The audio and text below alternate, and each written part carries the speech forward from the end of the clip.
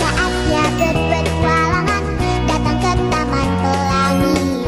Bersama teman-teman semua, yuk kita saling membantu. Aku punya tas berlari dengan si Joko. Bergegaslah ayo berpetualang. Saatnya rainbow. Assalamualaikum warahmatullahi wabarakatuh. Selamat pagi para siswa kelas 11 yang hebat hari ini. Sebelum kita memulai pelajaran, saya ingin mengajak kalian memasuki sebuah dunia yang berbeda. Dunia imajinasi, dunia yang dipenuhi keajaiban, pelajaran hidup dan suara-suara bijak di masa lalu. Kalian mungkin pernah mendengarkan cerita rakyat saat masih kecil, tetapi dongeng bukan hanya milik anak-anak. Dongeng menyimpan nilai moral, kritik sosial, bahkan revisi kehidupan yang tetap relevan bagi kita hingga hari ini. Maka, pada pertemuan kita kali ini, kita akan melatih kemampuan menyimak melalui sebuah dongeng pilihan. Saat kalian mendengarkannya, cobalah membayangkan tokoh-tokohnya, mengikuti alur ceritanya, dan menangkap pesan yang ingin disampaikan. Ingat, menyimak bukan hanya mendengarkan, tetapi memahami, merasakan, dan menafsirkan. Baiklah, siapkan pikiran dan imajinasi kalian. Mari kita mulai pelajaran ke dalam cerita. Selamat menyimak. Pada zaman dahulu kala, di sekitar Sungai Musi berdiri sebuah kerajaan yang bernama Sriwijaya. Kerajaan tersebut dipimpin oleh seorang raja yang sudah berusia lanjut. Sang raja mempunyai putri yang cantik jelita. Putri tersebut bernama Siti Fatimah. Sayangnya, pangeran dan pemuda di kerajaan Sriwijaya tidak ada yang berani meminangnya, dikarenakan raja menginginkan anaknya menikah dengan seorang putra raja yang kaya raya. Suatu hari, kapal dagang dari Cina datang ke pelabuhan yang terletak di Sungai Musi dekat dengan istana kerajaan Sriwijaya. Kapal dagang tersebut memiliki dari seorang pedagang Cina yang bernama Tan Bun An. Selain pedagang, Tan Bun An juga merupakan anak dari Raja Cina. Perkenalkan, nama hamba Tan Bun An. Hamba merupakan putra dari Raja Cina. Maksud kedatangan hamba ke sini adalah untuk memohon agar Yang Mulia Paduka Raja Sriwijaya berkenan memberikan izin kepada hamba untuk berdagang di Sriwijaya, kata Tan Bun An memperkenalkan diri. Negeri ini selalu terbuka bagi siapa saja yang ingin berdagang. Kamu boleh berdagang di sini dengan syarat kamu harus membayar pajak sebesar 20% dari keuntungan kamu setiap bulannya, jawab Raja Sriwijaya. Terima kasih Yang Mulia, hamba siap penuhi. Hamba mohon diri dulu, pamit Tan Bun An. Perkenalkan, nama hamba Tan Bun. Hamba merupakan putra dari Cina. Maksud kedatangan hamba di sini adalah untuk memohon agar Yang Mulia Paduka Raja Sriwijaya berkenan memberikan izin kepada hamba untuk berdagang di Sriwijaya. Negeri ini selalu terbuka bagi siapa saja yang ingin berdagang. Kamu boleh berdagang di sini. Dengan syarat, kamu harus membayar pajak sebesar 20% dari keuntunganmu berdagang setiap bulannya. Terima kasih Yang Mulia. Syarat Yang Mulia siap hamba penuhi. Hamba mohon diri dulu. Setelah mendapatkan izin dari Raja Sriwijaya, Tan Bun An segera menjalankan perdagangannya di pelabuhan. Perdagangan Tan Bun An sangat pesat hingga mendatangkan keuntungan yang sangat besar. Sesuai dengan syarat yang sudah diberikan oleh Raja Sriwijaya, maka setiap bulannya Tan Bun An akan menyerahkan pajak sebesar 20% dari keuntungannya. Setelah berbulan-bulan menghadap Raja Sriwijaya, Tan Bun An pun kali ini datang untuk menyerahkan uang pajak. Namun, kali ini Tan Bun An tidak hanya menyerahkan pajak tetapi memiliki maksud lain. Yang Mulia, sebagaimana bulan-bulan sebelumnya, hamba datang untuk menyerahkan pajak keuntungan perdagangan hamba. Tan Bun An berkata, terima kasih Tan Bun An, kamu pedagang yang sangat jujur. Perdaganganmu sepertinya semakin maju, puji sang raja. Terima kasih untuk pujiannya Yang Mulia. Tetapi kedatangan hamba kali ini tidak hanya untuk menyerahkan pajak. Hamba juga ada tujuan lainnya. Tan Bun An berkata. Tujuan apakah itu Tan Bun An? Tanya sang raja. Hamba bermaksud melamar Tuan Putri Siti Fatimah, jawab Tan Bun An. Raja Sriwijaya terkejut mendengar ucapan Tan Bun An. Beliau berpikir sejenak, meskipun datang ke Sriwijaya sebagai pedagang, namun Tan Bun An juga anak dari Raja Cina. Aku bisa menerima pinanganmu untuk putriku, tetapi dengan satu syarat, sang raja. Tan Bun An pun berkata, apakah syaratnya yang mulia? Kamu harus menyediakan 9 guci berisi emas sebagai mas kawinnya, sang raja berkata. 6 bulan-bulan sebelumnya, hamba datang untuk menyerahkan pajak keuntungan perdagangan hamba. Terima kasih Tan Bun. Kamu pedagang yang sangat jujur. Perdaganganmu sepertinya semakin maju. Terima kasih untuk pujiannya yang mulia. Tapi kedatangan hamba kali ini tidak hanya untuk menyerahkan pajak. Hamba juga ada tujuan lainnya. Tujuan apakah itu Tan Bun?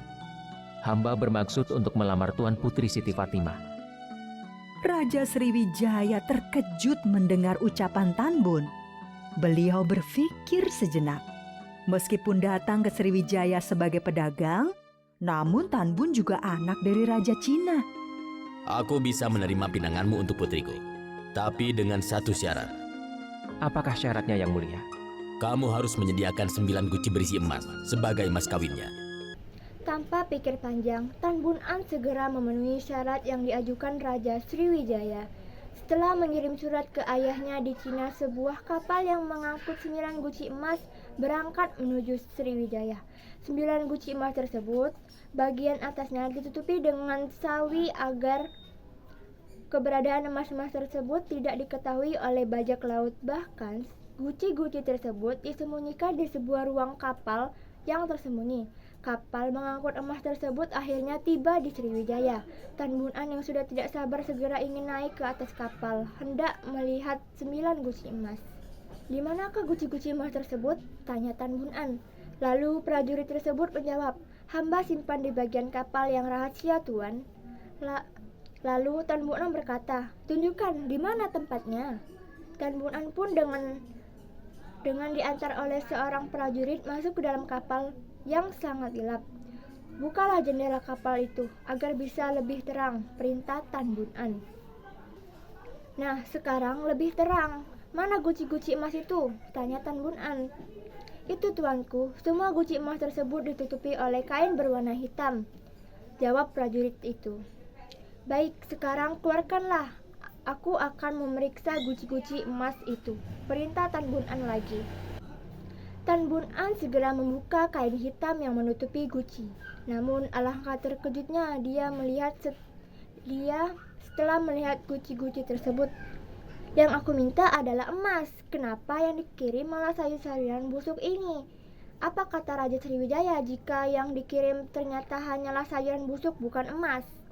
Sungguh aku sangat malu dengan Raja Sriwijaya, pasti sangat dihina, ujar Tan Bun An kesal.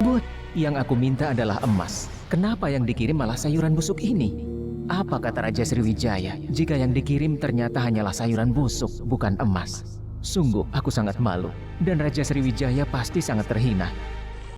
Karena tertekan oleh perasaan malu, Tan Bun An tanpa pikir panjang dan tidak meriksa terlebih dahulu, segera melempar guci-guci tersebut ke dalam Sungai Musi. Ketika mengangkat guci terakhir, Tan Bun An tersandung dan guci tersebut jatuh hingga pecah.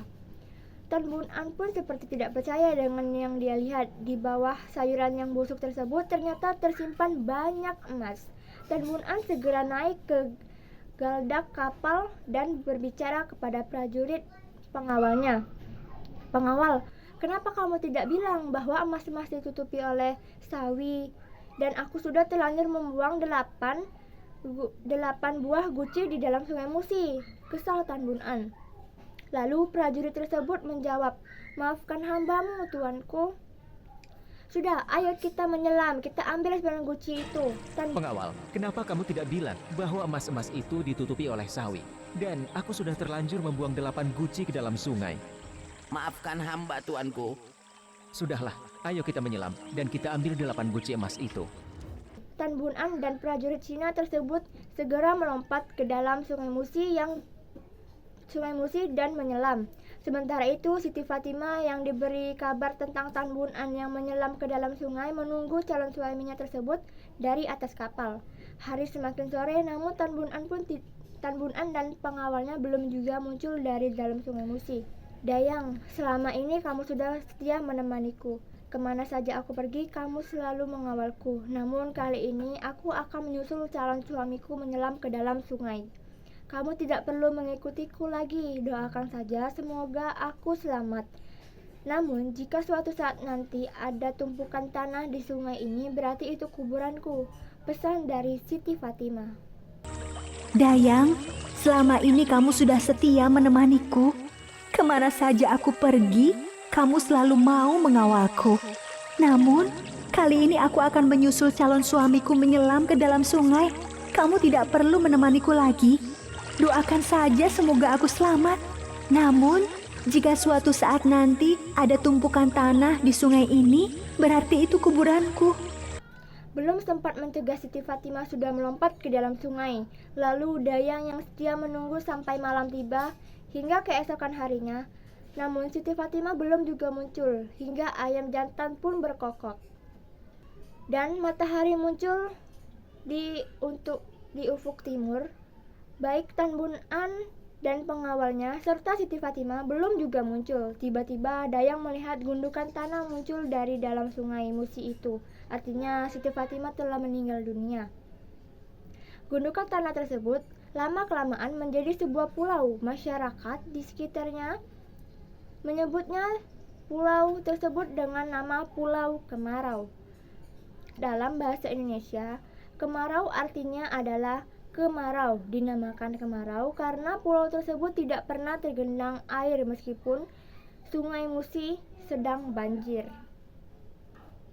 Demikianlah dongeng tentang Tan Bun An dan Pulau Kemarau, kisah cinta tragis antara saudagar Tiongkok dan putri Palembang yang berakhir dengan kematian mereka berdua di Sungai Musi, dan dari pariwisata tersebut sebuah pulau kemarau berbentuk.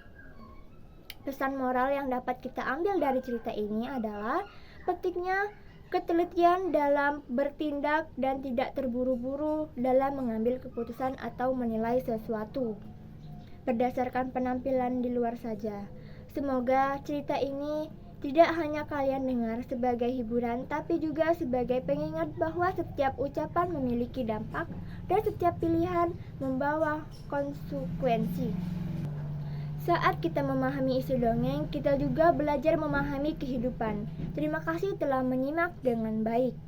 Setelah ini, mari kita lanjutkan dengan menjawab beberapa pertanyaan untuk melihat seberapa jauh kalian menangkap alur, tokoh, dan pesan moral dari cerita yang baru saja kita dengarkan.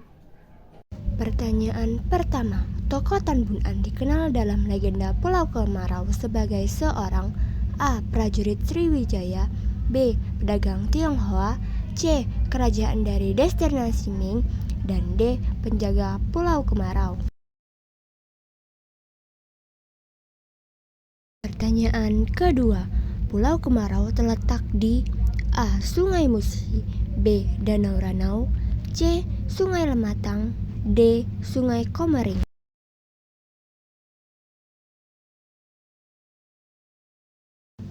Pertanyaan ketiga, legenda Tan Bun An berkaitan dengan pernikahannya dengan A. Putri Raja Majapahit, B. Putri Kerajaan Sriwijaya, C. Putri dari Kerajaan Melayu Jambi, dan D. Putri Kerajaan Palembang.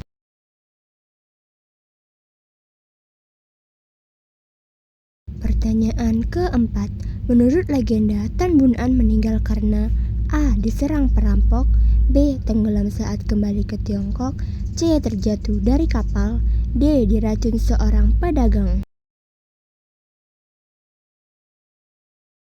Pertanyaan kelima, Pulau Kemarau juga dikenal karena adanya A. Candi bercorak Hindu, B. Kelenteng Hong Jiang Rio, C. Museum Sriwijaya, D. Benteng peninggalan Belanda.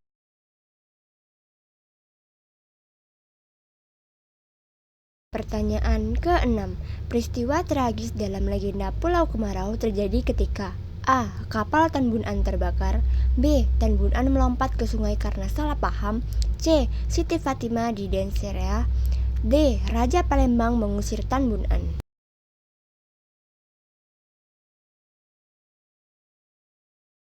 Pertanyaan ke-7. Pulau Kemarau sering dikunjungi masyarakat Tionghoa pada perayaan A. Visyak, B. Natal, C. Cap Gome, dan D. Tahun Baru Islam.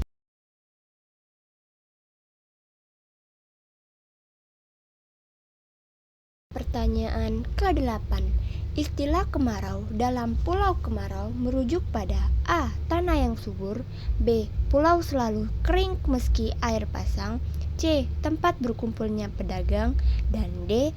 Pulau yang sering terbakar. Pertanyaan ke-9.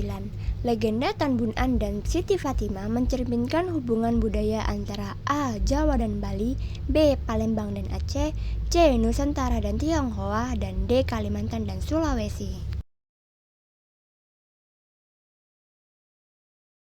Pertanyaan ke-10. Di Pulau Kemarau terdapat bangunan tinggi yang sering digunakan sebagai objek wisata, yaitu A. Pagoda 9 tingkat, B. Menara Lonceng, C. Rumah Limas, dan D. Candi Batu.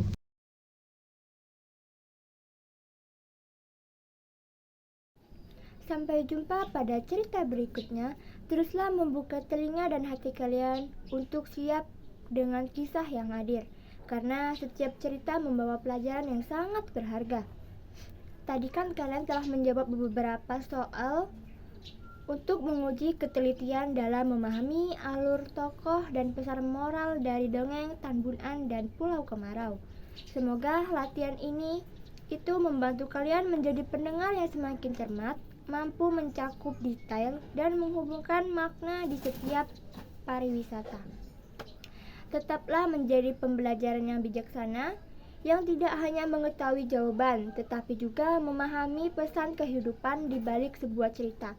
Sampai jumpa pada kisah berikutnya.